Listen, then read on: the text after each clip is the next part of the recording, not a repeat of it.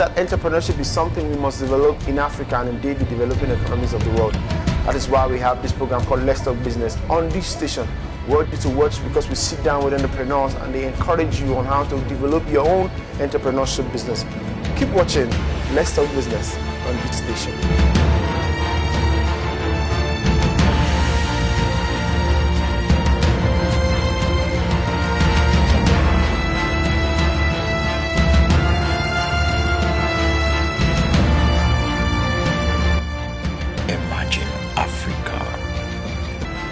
Let's Talk Business, showing on the station. Welcome to Let's Talk Business. My name is Segun Manuel, and on today's episode of the program, we'll be looking at factors that will make you a 7-star worker. Not just a 7-star worker, but also a 7-star entrepreneur. You know what it means to have a 5-star hotel? Now we're talking 7-star. So you're not just a 5-star worker, you become a 7-star worker and a 7-star entrepreneur after listening to today's episode on the program. You know why that is? It is because we have a 7-star coach in the house. We have someone who is a career success catalyst. He's also the chief executive officer of Inspiro Consulting. He's also a pastor.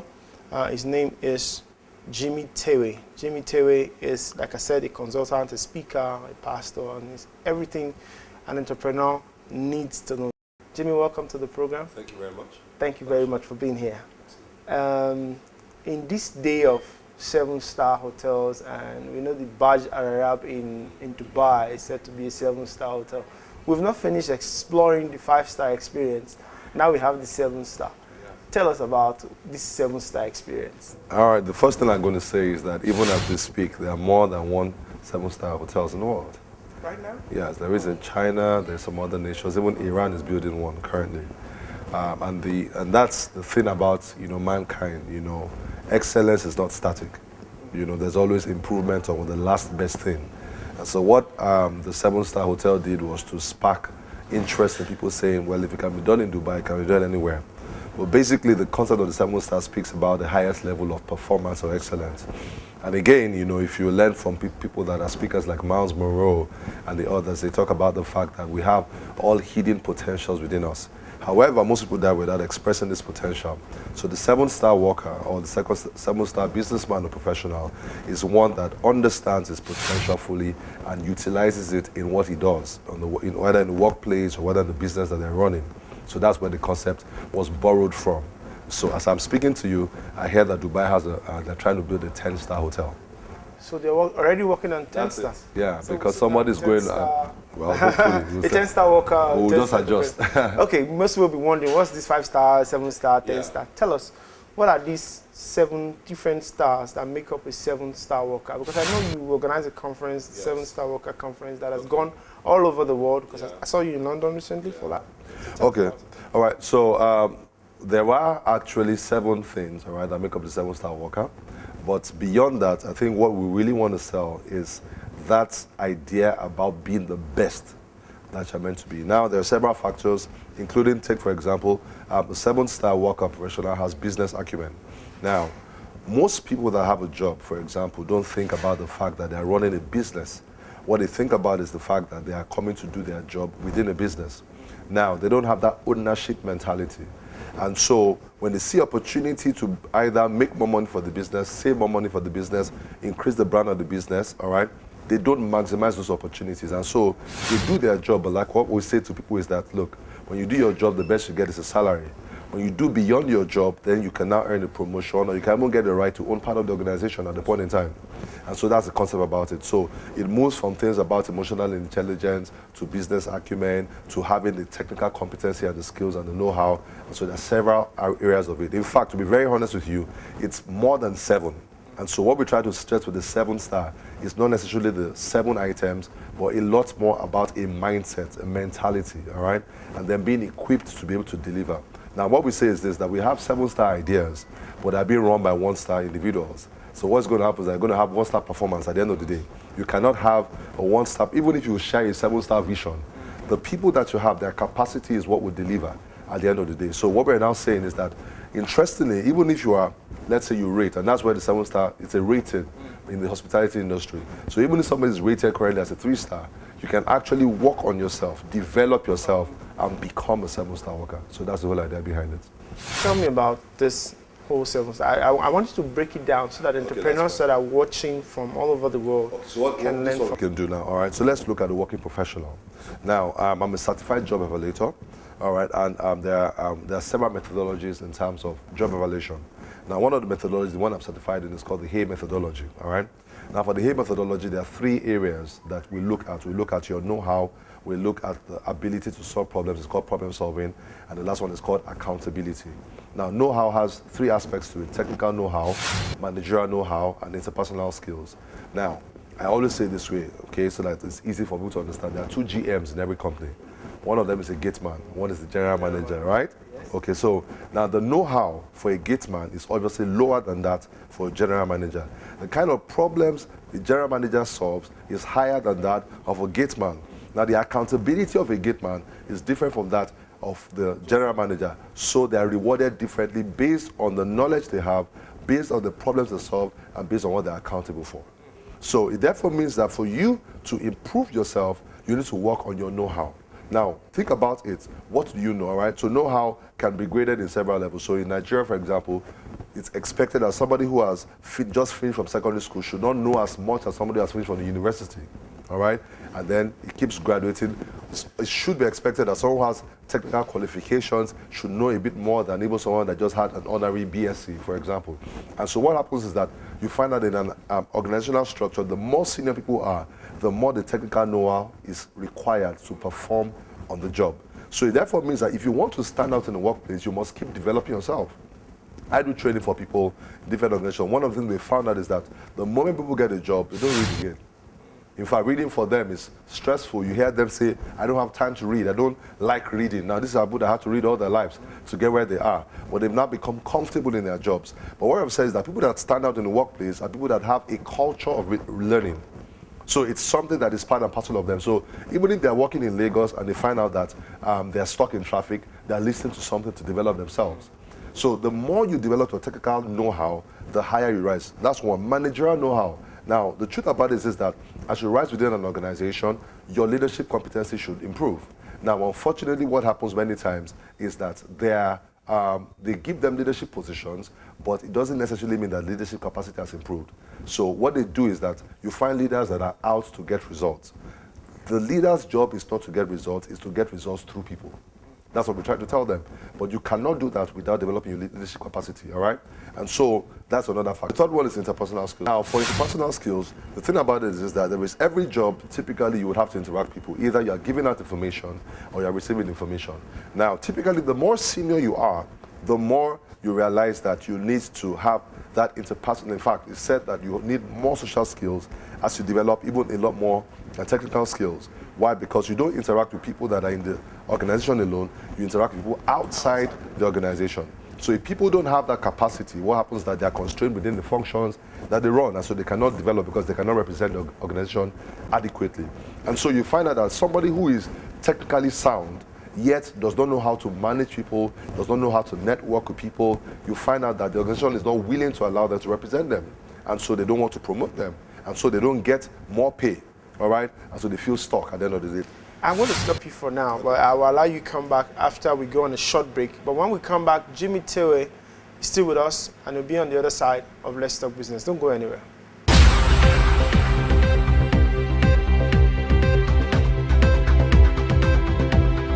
News, just as you want it, covering all angles as we move all around the world. Follow the flow and we'll bring news. Yes, our flow, always on point, on local, national, international, entertainment and sports news. We are second to none. We inform you for greater impact. ABN News. At this time.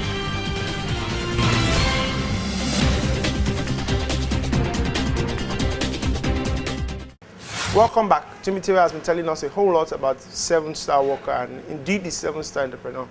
I urge you to join us to enjoy this 7-star experience as Jimi continues. Jimi, go on. You were saying something before we went on the break. All right, so we're talking about interpersonal skills, so we spoke a bit about it, and what we've said essentially is that now when it comes to know-how, which is just one of the factors I spoke about, there's a technical know-how. You need to keep developing yourself. You need to know what is the latest in your field. You can't sit down on your hours.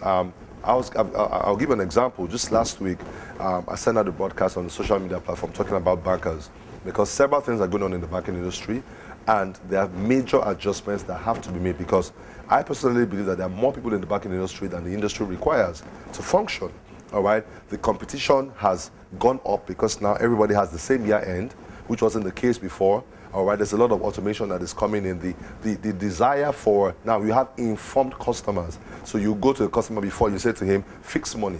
And then he says to you, Zenith wants to give me this, UBA wants to give me that. So even the customer knows the percentages right now. So it's the game is not the way it was before. And so it therefore means that anybody who's going to be a banker must become informed. All right, so technical know-how, managerial know-how, interpersonal skills. Now, going beyond that, it is the knowledge you have used to solve problems. You cannot use knowledge you don't have to solve certain problems, all right? So that's the relation between technical know-how and problem solving. It's the knowledge you have. So if you are limited in the knowledge, you are limited in the ability to solve problems. Again, the analogy of the gate man and the general manager, all right? The gate man most likely doesn't have an MSc, because if he does, he will have entered the building and said to them, I deserve a better position than this one. So in other words, what he's saying to them is, I can solve more problems than opening and closing the gate. So that's the thing about it. If you are limited in your know-how, you'll be limited in the problems the organization allows you to solve. Now, the more you have the know-how, the more they are now able to allow you to solve problems for them within the organization. Again, the CEO solves the most problems. That's why he's rewarded the most also. And I'll talk about that last, okay? So the problem solving. And on the problem solving, we have two factors there. We'll talk about the thinking environment and the thinking challenge. The thinking environment speaks about the latitude given to any job role for you to think. For example, when you enter a bank or enter some organization and you see a receptionist, maybe you have a product you want to inquire about. Now, her role or his role might not require them to know certain things. And so what happens is that once they say, oh, I'm here to inquire about this, because it's beyond that role, they say to them, please hold on, let me get somebody else who can solve that problem for you. Okay? So again, for the 7-star worker, you must be somebody that has the know-how, but are now able to use that to solve problems. You'll be amazed about how people are more of problem identifiers rather than problem solvers. Again, bringing that to people that are searching for jobs. The issue is that we have many job seekers and few problem solvers. If you show up at an interview and you sound like someone that can solve the problem for them, people are going to be willing to listen to you. All right? So, and people are going to be willing to engage you, but the problem is that most of you sound like somebody that needs a job to earn a salary. Now, the salary is a reward for the problem you're solving. So you rather show up as a problem solver rather than a job seeker. Now, the last part of it is accountability. Accountability speaks about what you're responsible for. If an organization goes down, who do we blame? The CEO. We blame the leadership. That's why they are also rewarded for the level of accountability that they have. Okay? So this is just one of the, some of the areas, and that's why I said it's quite broad. But we're in we say that we're in the information age, and whether you're a Christian, or not and all, the truth about it is that you must be well informed. That's the reality about it. I tell people that if we even look at the Bible, you take Jesus, at 12, he was looking for information. That's why his parents left him behind, and he was asking questions. But we find out 12-year-olds today are not asking questions, they're playing games. Even 20-year-olds are watching TV, and they're on social media, and they're tweeting, and they're chatting, and all that. And so what is going on is that the few that are seeking for information are the ones that are positioning themselves to lead in the future. That's right, that's right. You just talked about all this now, and fantastic, but most of you related to those who are in the work environment. Yeah. I wanted to relate this 7-star experience to entrepreneurs, because this program is actually targeted at encouraging entrepreneurship. Beautiful. So how do we relate this to now, one of the things, and I'm even happy we're saying, we're talking about Africa, for example. Africa has been known more to be a consuming nation rather than a producing nation. And so what has happened is that we are interestingly endowed with so much mineral resources that other continents come to mine our resources, including our people, use it and sell back to us, and we just keep consuming. The challenge for the African entrepreneur is today to begin to innovate. And again, 7 Stars speaks about the highest level of performance. But we find out that, and I'll say this to you, that from Nigeria to every other African country I've been, what I usually find out is that most people are out in business just to make enough money, to be good and to be wealthy. But the companies and the organizations in the world that are really 7-star, it goes beyond an individual. It's been said, for example, that Microsoft has one of the highest amounts of millionaires that are staff. But what you find out with most organizations that we have is that the MD is a millionaire, multi-millionaire, but the staff just have enough money to survive. So we are still not at that point. So again, the potential for African businesses is still high. And number one, it starts with a big vision. How big is the vision you have? There are several sectors. Take Nigeria, for example. The power sector is opening up. Right now, there's a lot of privatization that is going on. Who is thinking about going in there? Who is thinking about now? You find out that America, for example, is now drilling oil, their own oil, which they did not drill for many years. What that is telling you is that in a few years, their own alternative energy sources is what they're going to switch to. That's why they're willing to let go of their oil. So the oil we are making noise about, after a while, people will now tell you that we don't need that oil. So what happens at that point in time? Other sectors, we need to open them up.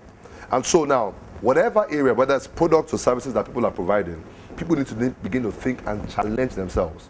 Again, another challenge I'll say to you about African businesses is that a lot of businesses are actually politically related. And what I mean by that is that within the dispensation, based on the relationships you have, you will now have access to contracts. Now, the problem with it is that, yes, you get a contract. Yes, you execute the contract, hopefully. You execute it. Now, what you now do is that you look for the next contract. Now, what you should have done is to take the funds for the contract and now begin to produce something. Because what happens is that after 4 years or whatever number of years, the person leaves, that business closes down. And so there's no sustainability. So the opportunity that they had at that period of time was not translated into long term, and the reason is because where there's no vision, people perish. So we need African businesses that have big visions. It starts from vision.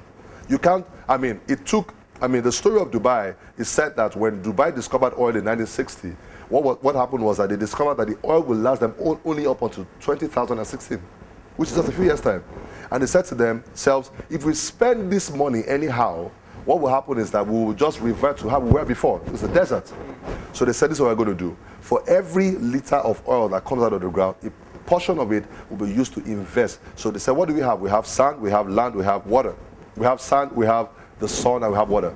So let's create the biggest tourist attraction in the world. And so for every liter of oil that was pumped out, they were using to create what we have today. Dubai is one of the biggest tourist centers in the world. That's it. But it started with, I think it was Sheikh Al-Muqta, I can't remember his name, but it was a vision. So that's what we lack in businesses. Vision. Not just enough money to feed you, your wife, your children, and the little dog, and buy a car for, and all that, and just be able to get by. That is just a level of sufficiency. But the truth about it is that, and I say to people that even God's desire is you're the head and not the tail, above only and not beneath. And so God's desire for you is to be blessed and to be a blessing. So that's a challenge to African businesses. All right, and I can stay with that one alone, vision. But beyond that, again, you need now you cannot execute your vision by yourself. He says, write down the vision, make it plain that it may run. So there are other people that should join you in executing that vision. And so even taking it to simple things like recruitment, people recruit till today based on family relations. Oh, it's my brother. Question, is he equipped to help to deliver the results? Because there are visions that we even had in the Bible, for example, that could not be executed for a long while because the right people were not on the scene. But when the right people come on the scene, then the vision can be executed. And it happens with businesses. So even from recruitment, how do you recruit people? All right? How do you communicate your vision to them? How do you measure performance? African businesses have to go beyond, we are making money, to we are building a business. I like one of my mentors, Fela Dutu, he said that many businesses are like monkeys. And their desires are like baboons. But no matter how much you feed a monkey, it cannot grow big enough to become a baboon. So are you building a monkey or a baboon? Many businesses are monkeys, enough to survive. But the people that are going to stand out and going to make a mark are the baboons. Allow me to use that term. But you must be a baboon to grow into a big baboon. So your vision must be you can't just have enough money now, maybe because of certain factors and all that. We have people that are billionaires that don't even have a company. All right? But again, that's not sustainable. It's not. And a lot of dynamics will change. All right? And some things are happening already. So, but the opportunity exists for people to actually begin to create viable businesses that can change. I tell people that with what is going on in the power sector, I am very optimistic that at least there will be power in certain areas of Nigeria because the investors would want their money back. Exactly. So they're going to pull on government to deliver. And they're going to go for people that can pay. So it means that I can actually set up an industry where power is no longer an issue. As once power is no longer an issue and I can factor that into my cost, then I can now say I need the right resources, and before you know it, take agriculture for example. Nigeria was known more for agriculture than oil before the discovery of oil. The land is still there, the potential is still there, waiting to be tapped. Today I know that there's a lot of investment going in there, but people are thinking, how can I go back to a farm? But hey, eating is something that even people that say that they're fasting, they struggle to. So eating is guaranteed business. I tell you that if I had no vision, if I had no call in life, if I had no sense of purpose, I'll just start selling food. I know that people are going to eat. I just make it good food. All right? So, and think about it, there is production, and it's vast, from groundnut to processing. So people can actually sit down and say, you produce, we process. To packaging. I was in a meeting recently, I said to them, what is a burger? I was sold by Burger King or McDonald's. It's bread, lettuce, meat, tomatoes, mayonnaise, and all that, put together and well packaged. So I said to them, a day should come, we can sell what we call ewagoy, package it, and people are buying it in India, as long as it tastes good and is well presented. But somebody has to have that vision. And somebody has to say, because that's what we do when we go and buy green peas in the market and all these kind of things. Somebody just saw it, put it together, and now, so once we have power, it means that you can freeze things, you can preserve things. It means that a lot of things are going to change. So people should now begin to put. Now, one of the interesting things about life is that it's only those that see the future that sees the future. That's right. And you must seize the future today. That's right. All right? So that's the responsibility. You can no longer afford to be a small business because you will be trampled upon, or you will be acquired by someone that has a bigger vision. That's what's going to happen. All right. So I'm thankful. The richest man or richest black man in Africa is a Nigerian. That's Aliko Dangote. All right. But that gives you an example to say, look, these things are possible. And someone says, oh, it has political influence. Again, as a business person, you need to have political influence. That's the reality about it. Exactly. I'm finding it so hard to stop you, but I need to put a pause here now, because you've told us so much about being a 7-star worker and also being a 7-star entrepreneur. We will not let Jimmy go until he comes back and tells you what to do to get to this point that we're talking about. It has to be all on the other side of Let's Talk Business. Don't go away. We're still right here.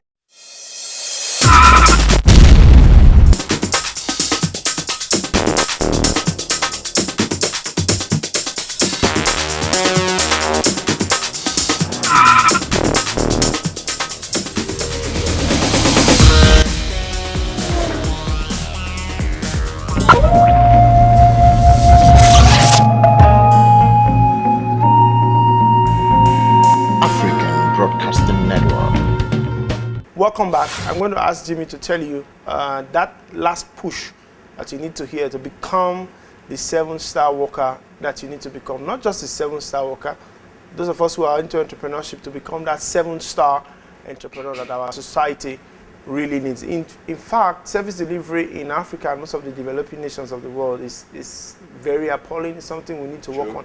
I know that there are industries that if they could deliver service, let's take telecommunication for example, the delivery is really poor. Yeah. So we really need this 7-star touch and 7-star experience. What would be your last word to an entrepreneur watching to this program, or that person in that job who's thinking of what to do? I want you to look into this camera and give them a last push. All right. What I'm going to say to you, where your business is concerned, is that you can do a lot more than you're doing. However, you need to, and I'll put it this way, please allow me to say it this way. There's a Yoruba proverb that says, it's what the bird eats that uses to fly. In other words, it's what you contain, you can give and deliver. One of the things I want to encourage African businesses about is to get information and get knowledge about their business. Don't be satisfied with the fact that you are making an income on a consistent basis. There's a lot more you can do. The market, Africa, Nigeria alone is estimated at over 160 million and represents 1/6 of Africa. So we're talking about over 1 billion. Continents are coming to Africa. You see Chinese, you see Israeli, you find people that are coming around. There is something they are seeing that many of us are not seeing. And so we need to begin to say, and that's where vision comes. But vision must be backed by information. I say it this way, that I think it's in Proverbs 19 verse 2, that says that where there is, that for the soul to be without knowledge is not good. And so that's why I find that a lot of people need to, do things. So get knowledge, get information, get the right people, build systems. If your business cannot run without your presence, then you have not built a system at all. So you need to learn how to build. And there are people, business schools around, some online, some you have to be, they're live, that can actually help you in this regard. do not build small businesses. God's desire for you is to be the best, to be the head and not the tail. And it means that if you're running the business, you can actually do exceptionally well, all right? So again, get a vision, get knowledge and information, get feedback from your customers, all right? Find out how you can serve them better, because inevitably, the way it works is give to them, it shall be given back to you through men. Good measure, pressure, shaken together, right? Running over. So get feedback from them. How can we serve you better and serve a lot more people? At the end of the day, I trust your business will do very well. Thank you very much, Thank you, Mr. Jimi Tewe, for coming on the program. Thank you for telling us this 7-star experience is something we all need to experience, not just in our businesses, but also in our families. Yeah. Imagine if our nation is everything we do has this 7-star touch. Imagine where we'll be. Dubai will just be a starting point for One us. of those places. Yeah, so we'll just be one of those places. That's true. And we can do that. Definitely. We can do that. Yeah. You have been listening to Jimi Tewe, and he has told us about the 7-star experience. I hope you learned something on how you can become a 7-star worker and also have that 7-star experience in your entrepreneurship drive. We said in this program that we must develop as entrepreneurs in Africa, because for Africa to grow to the next level, entrepreneurship is key. You can get more information on Jimi Tewe on his website. It's www.jimitewe.org.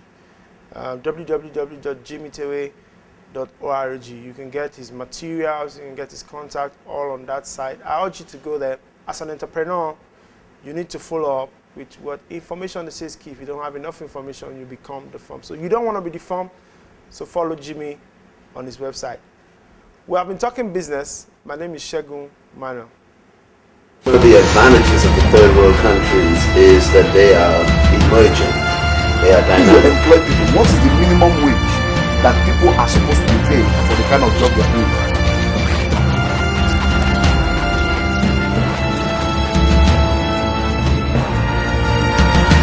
Hello, welcome to Let's Talk Business. My name is Segun Manuel, and on Let's Talk Business we look at how to build entrepreneurship, not just in Africa but in the developing nations of the world. I urge you to join us here to watch Let's Talk Business weekdays on this station. Imagine